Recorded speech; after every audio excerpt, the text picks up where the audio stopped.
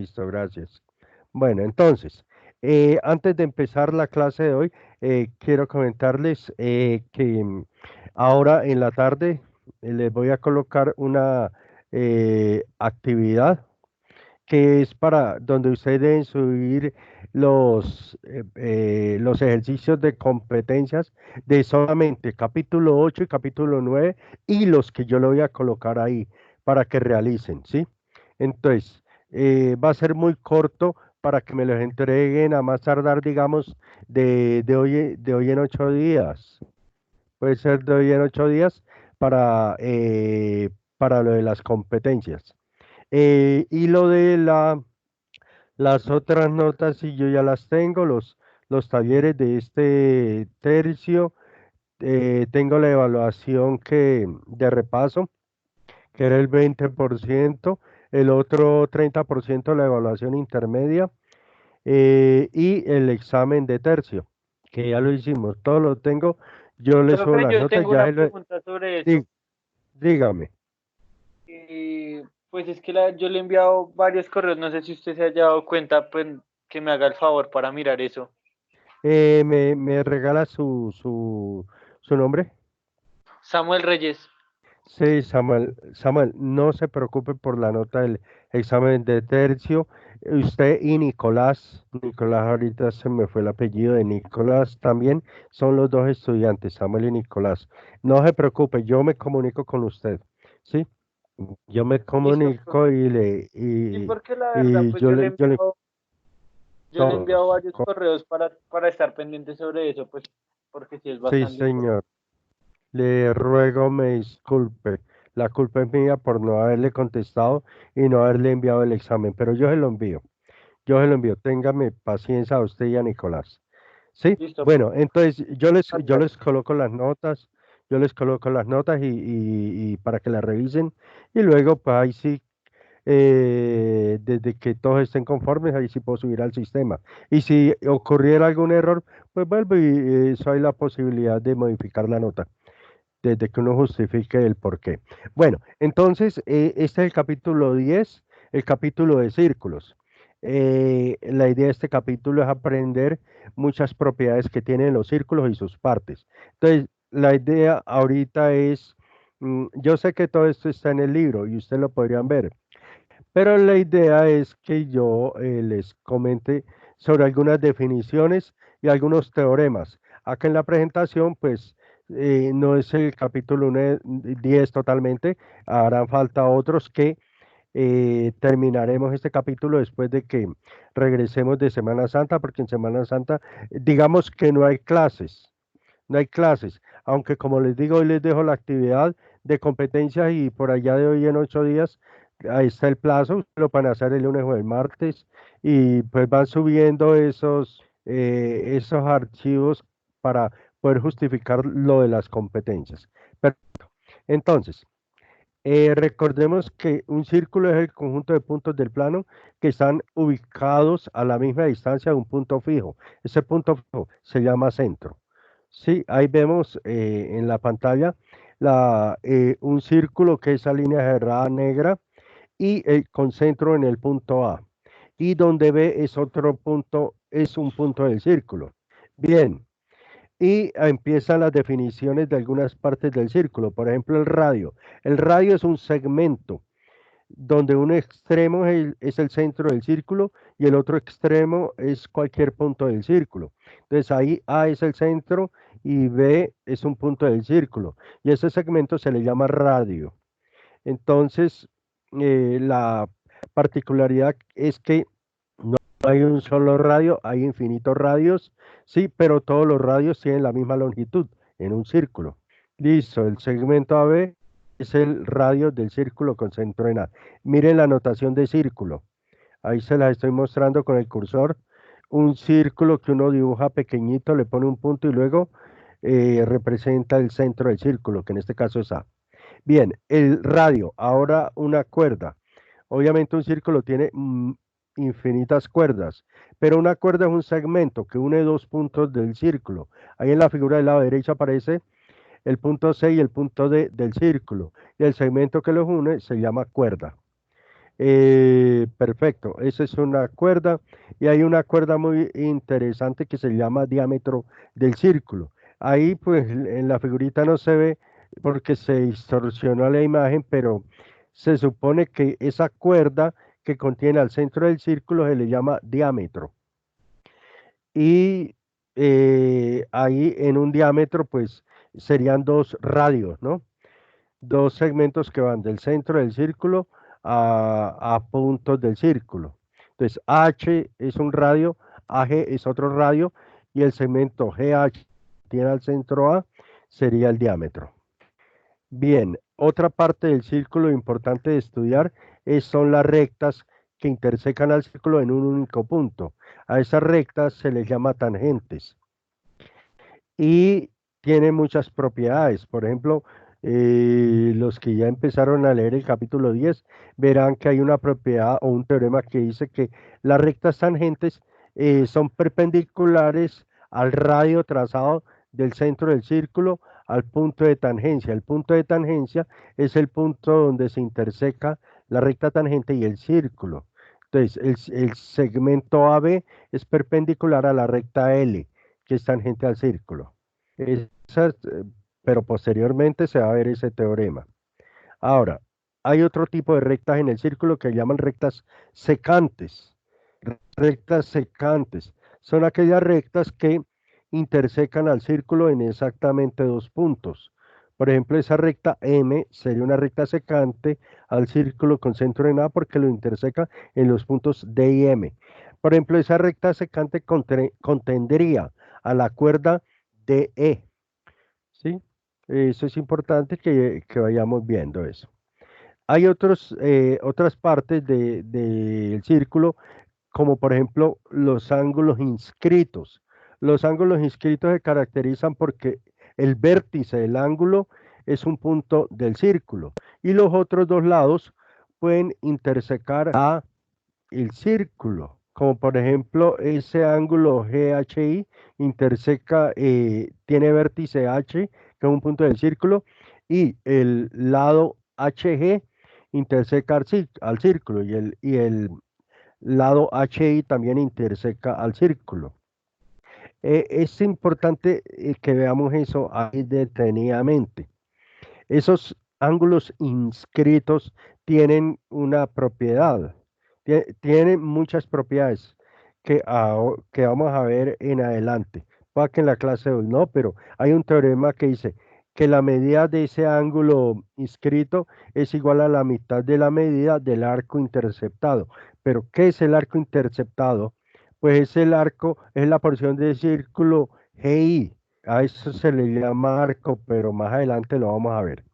Y otro tipo de ángulos en el círculo es los ángulos centrales, que son ángulos cuyo vértice es el centro del círculo. Entonces, ahí tenemos el ángulo KAJ, sería un ángulo central. Obviamente, esos ángulos, sus medidas están relacionadas con los arcos del círculo. Perfecto, es eso. Acá se empieza a definir lo que son los arcos. Estos dos arcos que en la figura del lado derecho los reteñí con rojo, se llaman arcos interceptados. Arcos interceptados. El arco rojo de la izquierda es un arco interceptado de un ángulo central.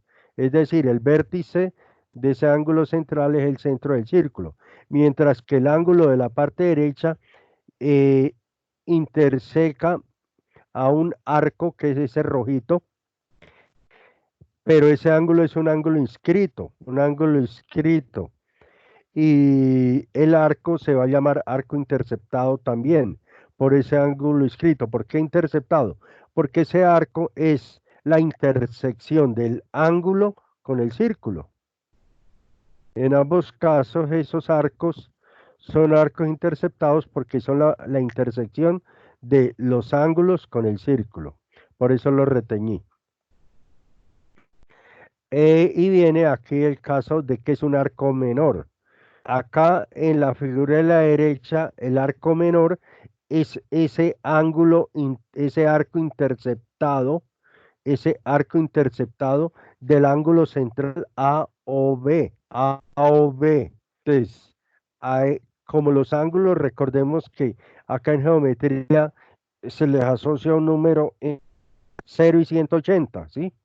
Todos los ángulos que consideramos acá son ángulos o son agudos, o son rectos, o son obtusos. Por ejemplo, ese ángulo de ahí sería un ángulo obtuso, pero ese ángulo central AOB pues va a intersecar a una porción del círculo, que es el arco AB. A ese arco AB se le llama arco menor y al resto del círculo se le llama arco mayor.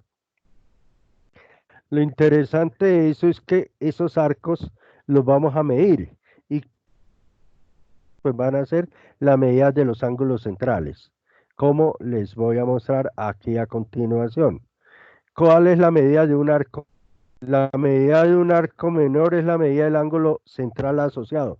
Por ejemplo, acá en la figura de la parte baja de la pantalla tenemos un arco menor, el arco AB. ¿Y cuál es la medida de ese arco menor? Por ahora la medida pues va a ser un ángulo entre 0 y 180. Va a ser, lo vamos a medir en grados. Pero ¿cuál es la medida del arco AB? Pues va a ser la medida del ángulo central BOA. Como el ángulo central mide 70, pues el arco AB va a medir también 70 grados. Esa sería la medida del arco menor. ¿Y cuál sería la medida del arco mayor? Pero mire cómo se notan los arcos mayores. A los arcos mayores se les coloca un puntico adicional en el arco.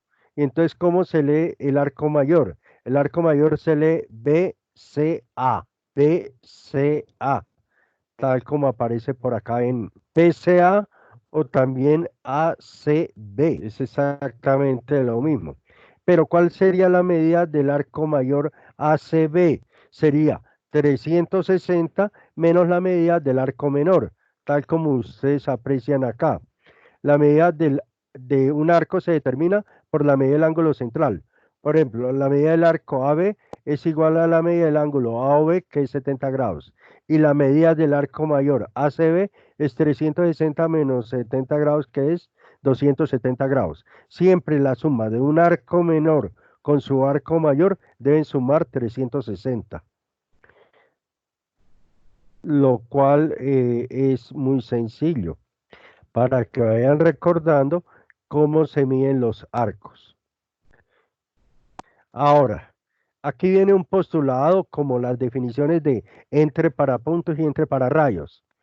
Aquí es un postulado que dice, y ahí está la figura del lado derecho, que si un punto C está en un arco AB, entonces la medida de AB es igual a la medida de AC más la medida de CB, acá.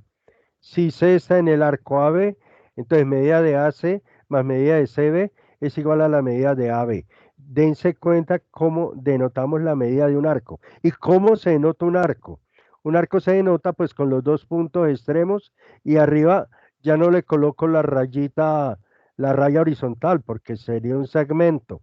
No, aquí se denota con una curva cóncava hacia abajo, con una concavidad hacia abajo pues para diferenciarlo de los segmentos. Y aquí viene la definición de arcos congruentes. ¿Cuándo dos arcos serán congruentes? Pues cuando tengan la misma medida. Entonces la relación de congruencia no solo se aplica a segmentos, a ángulos y a triángulos, sino también a arcos. Por ejemplo, en la parte derecha, los arcos AB y CD son congruentes porque ambos miden 50 grados. Y se utiliza la misma notación, el mismo símbolo de congruencia. Y finalmente, la última definición tiene que ver con círculos congruentes. Dos círculos son congruentes si tienen radios de igual longitud. Es lo único. Todos los círculos se diferencian es por su tamaño. Pero si dos círculos tienen el mismo tamaño, se dice que son congruentes. ¿Qué significa que tengan el mismo tamaño? Pues que tengan la misma longitud del radio. Bien, es eso. Tiene dos teoremas que son importantísimos, que relacionan las cuerdas y los arcos. O sea, cuerdas que son segmentos entre dos puntos del círculo. Se me olvidó colocar de acá, bueno, no, se me olvidó colocar, hay una figura al lado derecho, y, y los arcos que se forman también, que son porciones de círculo, pero que se forman también con los extremos de las cuerdas. Entonces, lo que dice este primer teorema es que en un círculo o en círculos congruentes, las cuerdas congruentes tienen arcos menores congruentes. Me explico.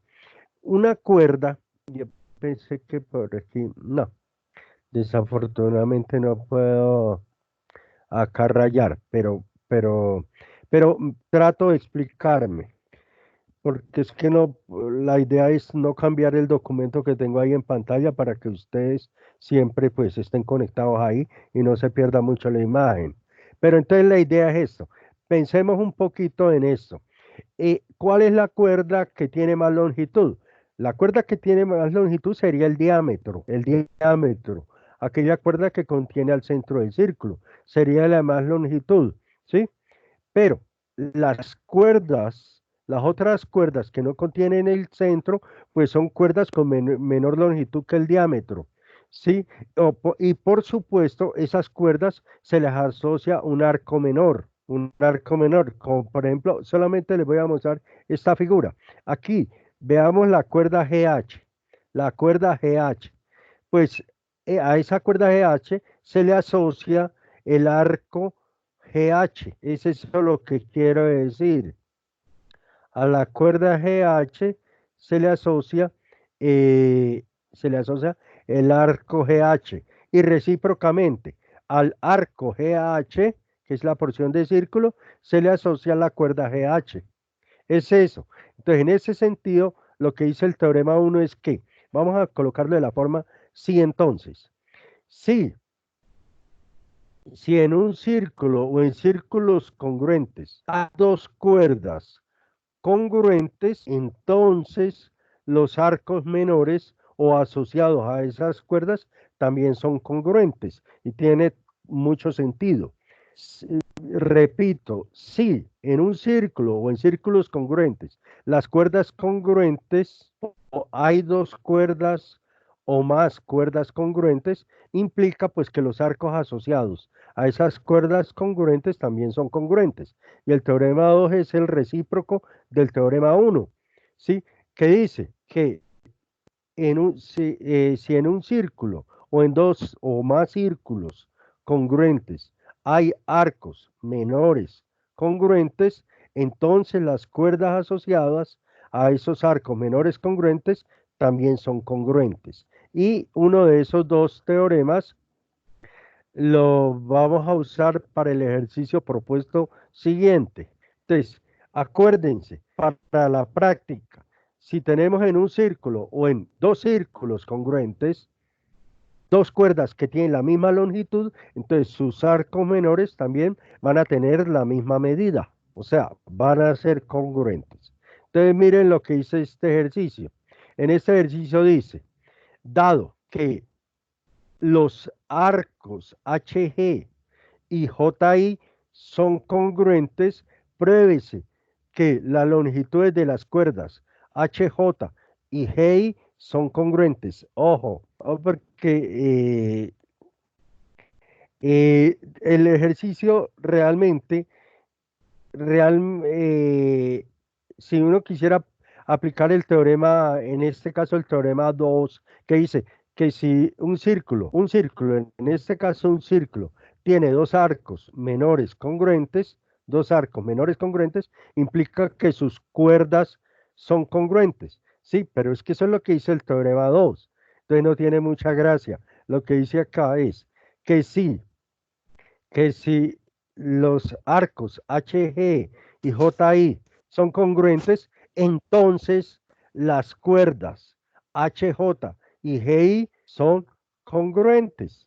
Pero decir que las cuerdas HI, HJ y GI son congruentes indica que, pues, que tienen la misma longitud. Y eso es lo que vamos a probar. Y aquí está la prueba a dos columnas. ¿Alguien quiere decir algo?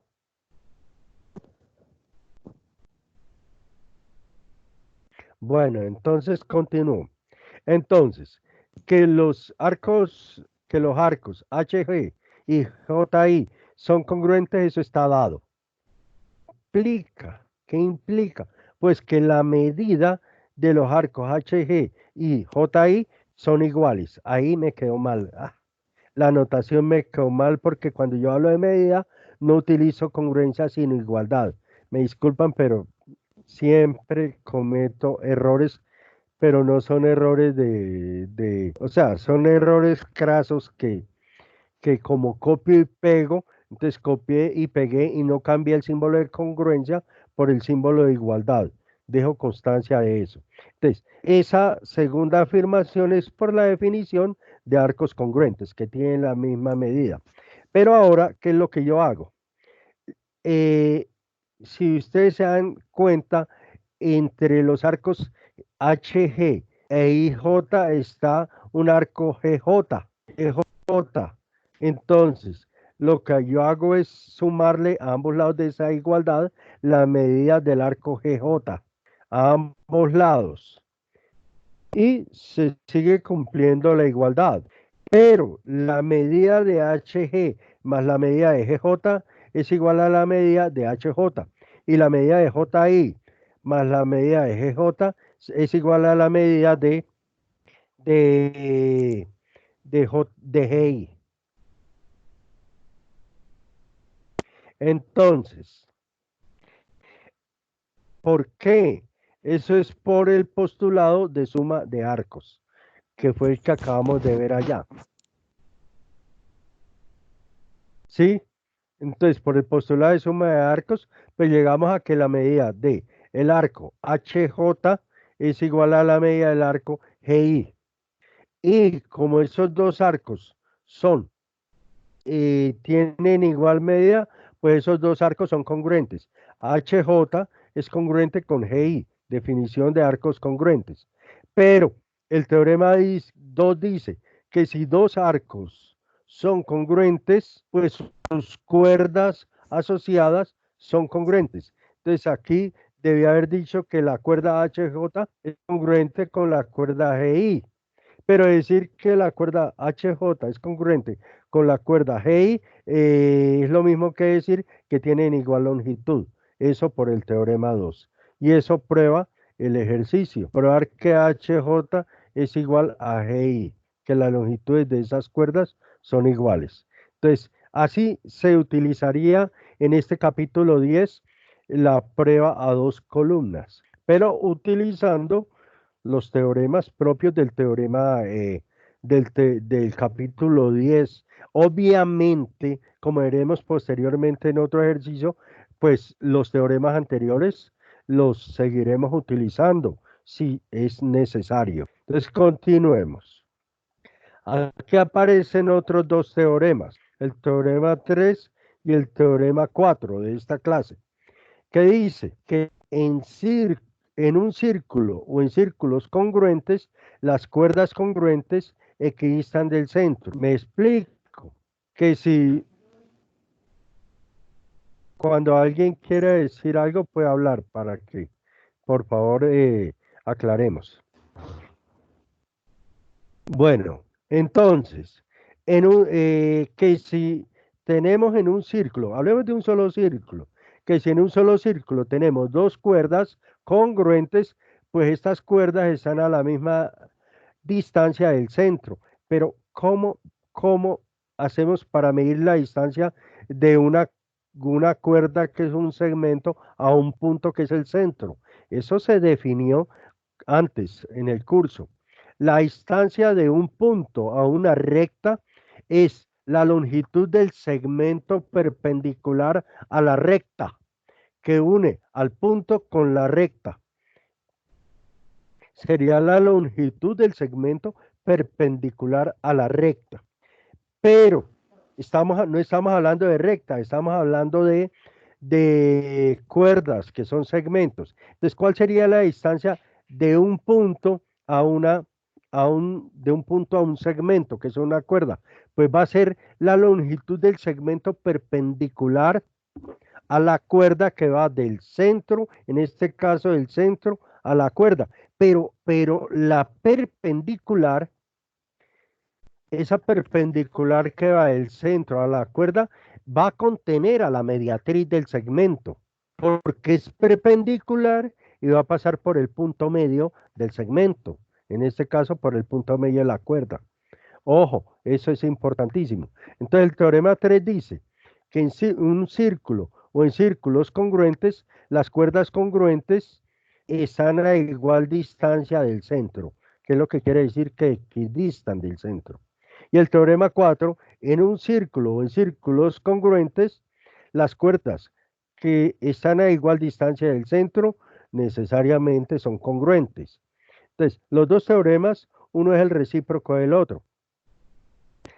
Pero fíjense que aquí, pues, nos interesa un poco más, pues los dos son igualmente importantes, pero interesa ahora el teorema 3, que dice que si tenemos cuerdas congruentes en un círculo, pues estas están a igual distancia. Bien, entonces miremos este ejercicio. En este ejercicio dice, no es de probar a dos columnas, nada. Es de encontrar la longitud del segmento Y. Pero miren lo que nos dan como hipótesis, que las cuerdas AB y CD son congruentes. Si nos dicen que sus longitudes son iguales, quiere decir que son congruentes. AB es igual a CD. Listo. Nos dicen que OX es perpendicular a AB. ¿Eso qué quiere decir? Que la distancia del centro a AB es la longitud del segmento OX. Y que OY sea perpendicular a CD significa que la distancia del centro a la cuerda CD es la longitud del segmento OY. Es eso lo que quiere decir cuando hablan de perpendicularidad. Y nos dicen que OX es igual a 3 unidades de longitud. Es eso. Encuéntrese la longitud del segmento Y o la distancia del centro a la cuerda CD. En otras palabras, pues es demasiado simple. Como AB es igual a CD, luego por el teorema 3 que les dije antes, OX es igual a OY. O sea, las dos cuerdas equidistan del centro. OX es igual a Y. Y como OX es igual a 3, por lo tanto, OY también va a ser igual a 3. Así de simple. Sería ese ejercicio. Ahora miremos el siguiente ejercicio. Este ejercicio, ¿qué dice? Dice, las condiciones de perpendicularidad lo que nos garantizan es que los segmentos OM y ON son las distancias del centro a las cuerdas. Entonces, OM y AB son perpendiculares, ON y CD son perpendiculares. Además nos dicen que las cuerdas AB y CD son congruentes. Y de paso nos dicen de que la medida del ángulo NMB, fíjense, NMB es igual a 70 grados. Y nos piden encontrar la medida del ángulo MON, es decir, el ángulo que se forma con los puntos medios, en este caso, de las cuerdas A, B y C, D, que son M y N. Entonces, encontrar la medida del ángulo MON. ¿Cómo lo vamos a hacer? Pues obviamente, como AB es igual a CD, pues OM es igual a ON. Sería el análisis. Después yo les explico más ordenadamente. OM es igual a ON por el teorema 3. ¿Qué implica? Pues que el triángulo MON es un triángulo isósceles. Pero por el teorema del triángulo isósceles, los ángulos OMN y ONM son congruentes.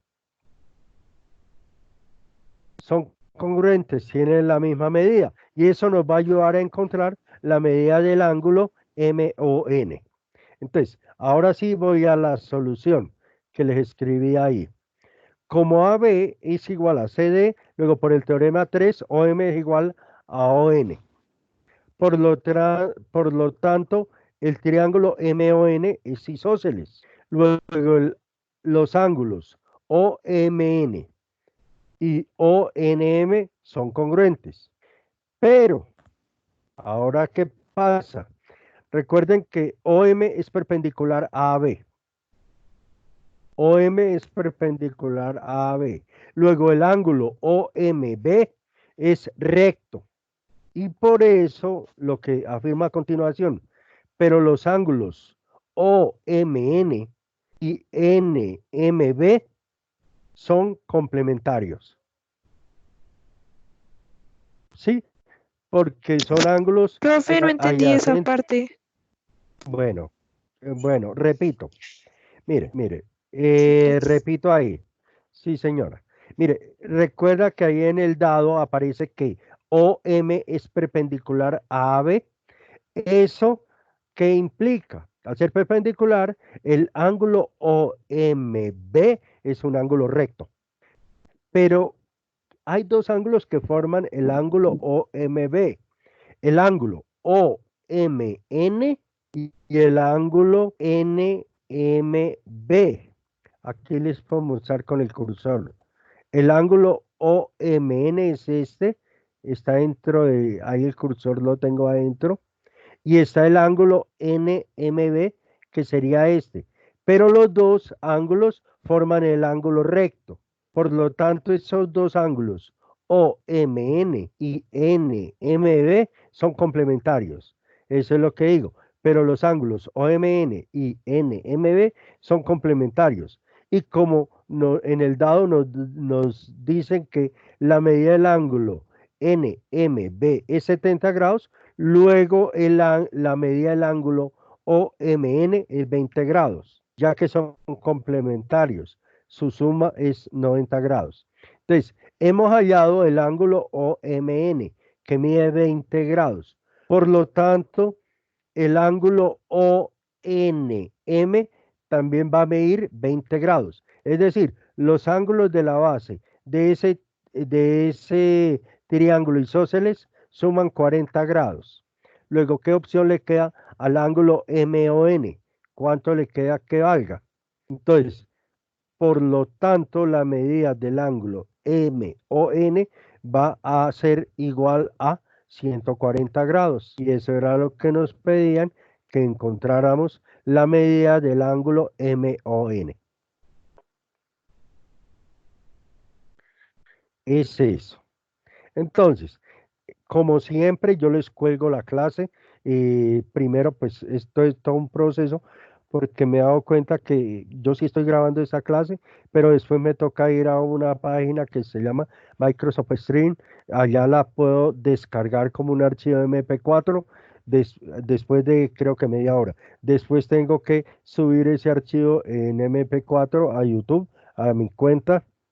Y después de que lo tenga en YouTube, ahí sí se lo subo el link de YouTube a su página, al aula virtual. Es eso. Entonces, esto queda grabado. Yo lo subo al aula virtual y ustedes lo pueden ver todas las veces que lo deseen si no comprendieron en este perdóname, en este momento el ejercicio. Por último, viene el teorema 5 de esta clase de círculos, que dice que la bisectriz perpendicular de una cuerda contiene al centro del círculo. ¿Qué significa? Recuerden que la bisectriz perpendicular es la misma mediatriz. ¿Y qué es una mediatriz de un segmento? Pues es la perpendicular que contiene al punto medio. Entonces, lo interesante de esto, antes de empezar a mostrarles el ejercicio último, es que la mediatriz del segmento es perpendicular y contiene al centro del círculo. Pero ¿por qué me detengo ahí? Figúrense que mientras que estuvimos en presencialidad, les puse a que miraran en internet y luego incluso en la evaluación intermedia les coloqué que, que hicieran la construcción del círculo de los 9 puntos, que se formaba con los pies de las alturas, que se formaba con los puntos medios del triángulo y que se formaba con los puntos medios de los segmentos que unían los vértices del triángulo y el ortocentro. Eran 9 puntos, pero les decía y les enfatizaba, bueno, ustedes pueden encontrar los 9 puntos, pero ¿y cómo van a trazar el círculo? Para trazar un círculo con el compás se necesita un centro, se necesita el centro. Y ustedes, como vieron esos videos, me pareció excelente que para ubicar el centro era el punto medio entre el ortocentro y y el circuncentro. Ese era, así encontraban el centro. Pues bien, este teorema nos ayuda a encontrar el centro del círculo de los 9 puntos. ¿Por qué? Pues porque lo que dice acá es, la bisectriz, la mediatriz de una cuerda contiene al centro del círculo. Entonces, como teníamos 9 puntos, pues bastaba con unir 2 pares de puntos de esos 9. Como esos puntos eran de un círculo, pues al unir 2 puntos con un segmento nos da una cuerda. Ahora sí lo entendemos. Entonces es como trazar 2 cuerdas y a esas 2 cuerdas encontrarle a cada una la mediatriz. Pues como este teorema dice que las mediatrices de una cuerda contienen al centro del círculo, bastaba con 2 cuerdas para hallarles la mediatriz y la intersección de esas 2 cuerdas pues era el centro del círculo. Entonces, yo en alguna ocasión les dije, bueno, sí, es el punto medio entre el ortocentro y el circuncentro, válido, pero también se puede conseguir uniendo 2 puntos, 2 pares de puntos de esos 9 puntos y encontrándole la mediatriz, donde se intersequen las 2 mediatrices de esas 2 cuerdas, pues ahí está el centro del círculo. Este teorema nos permite garantizar cómo se encuentra el centro del círculo.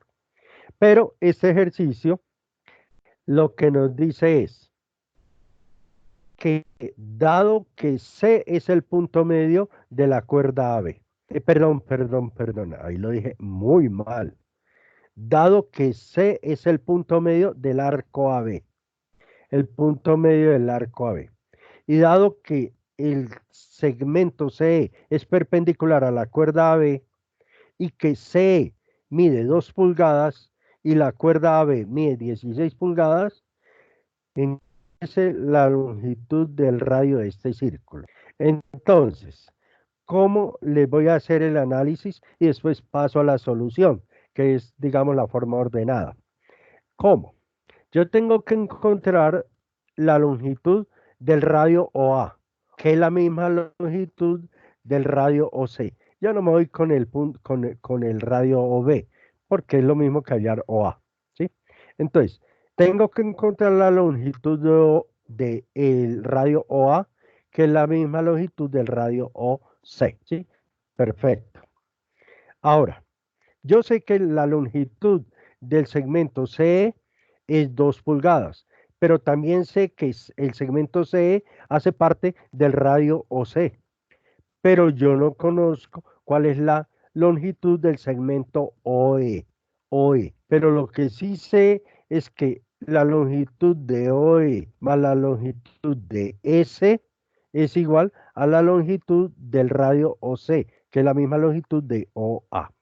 Ahora, tal como nos dicen acá que C es perpendicular a AB, pues el radio OC es perpendicular a la cuerda AB también. Entonces ahí se nos forma un triángulo rectángulo. ¿Cuál triángulo rectángulo? El triángulo OEA. OEA. Y los catetos son OE y AE. Y la hipotenusa de ese triángulo rectángulo, pues es el radio OA. Entonces, ¿cómo hacemos para plantear esto? Para encontrar la longitud de OA. Pues bien, como no conozco cuánto mide OE, yo le llamo X. Y OE sería un cateto. Y el otro cateto AE sería, como AB mide 16, pues AE mide 8. Repito, como AB mide 16, pues AE mide 8. Entonces, un cateto de ese triángulo rectángulo es X mide X y el otro cateto mide 8. Pero ¿cuánto mide OA en términos de X? Como OA es igual a OC, pues OA va a medir X más 2, O es X, y S o C es 2. No hablemos de pulgadas. Entonces, tenemos el triángulo rectángulo, donde un cateto mide X, el otro cateto mide 8 y la hipotenusa mide X más 2. Pues utilizamos ahí el teorema de Pitágoras para plantear una ecuación donde la incógnita sea X. Ahora sí, voy a la solución para que vayan afianzando o aclarando la solución. Vuelvo y digo, como C es punto medio de del arco AB, aquí digo que, pero, ¿por qué puedo decir que AE es igual a EB? Como C es punto medio y C es perpendicular a AB, entonces AE es igual a EB. ¿Sí? AE es igual a EB. Y como AB mide 16, luego AE mide 8. Ahora, como C es perpendicular a AB, luego por el teorema 5, el rayo CE, parte de C y contiene AE, contiene al centro del círculo. Y así, OA y OC son radios, es decir, OA es igual a OC. Eso ya se lo había dicho antes. Ahora, supongamos que OE mide X, luego OC mide OE más CE, es decir, OC mide X más 2, que es igual a OA. Entonces, aplicando el teorema de Pitágoras, que ya les dije, las longitudes de los tres, que ni siquiera se lo pinté acá, del triángulo rectángulo, entonces la hipotenusa que es OA y cuya longitud es X más 2, entonces me permite plantear esta ecuación. X más 2 al cuadrado es igual a X al cuadrado más 8 al cuadrado, que son los otros dos, que son los dos catetos. Y resolviendo ese trinomio, el cuadrado de ese binomio, y calculando cuánto es 8 al cuadrado, llegamos aquí. X al cuadrado más 4X más 4 es igual a X al cuadrado más 64. Y como tenemos X cuadrado y como X es positivo, pues podemos cancelar este X cuadrado con el X cuadrado del lado derecho. Y nos queda 4X más 4 igual a 64. Pero si pasamos a restar ese 4, o si restamos a ambos lados de la igualdad 4, entonces nos queda que 4X es igual a 60. Y aquí ya lo tengo, porque omití ese paso. 4X es igual a 60. Y así, X va a ser igual a 60 dividido 4, que es 15. Entonces hemos encontrado la longitud del segmento OE, que es 15. Entonces, ¿cuál sería la longitud del radio OC? Pues sería OE, que es 15, más CE, que es 2. Por lo tanto, la longitud del radio es igual a 17. Y en este caso especificamos que son pulgadas, porque inicialmente eh, nos habían dicho que C era igual a 2 pulgadas. Entonces, así se justifica la solución de este ejercicio para encontrar la longitud de ese radio.